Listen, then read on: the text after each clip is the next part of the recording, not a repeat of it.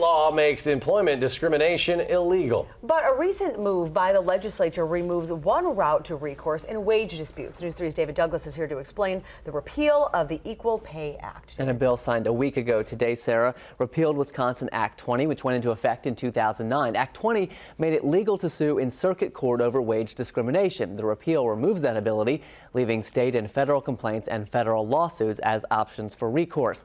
State Senator Glenn Grothman authored the repeal legislation and says he wanted to put Wisconsin on equal footing with Iowa and Michigan, which also do not allow circuit court suits, hoping the move would help create jobs. You'll recall state Republicans made a similar argument over a tort reform legislation package offered earlier in the session.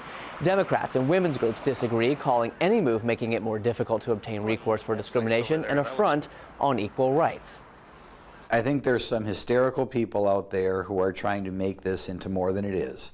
We are going back to 2008, in which you could file with both the state and federal governments for discrimination based on sex, age, race, and a variety of other categories. Wisconsin should never be in a race to the bottom.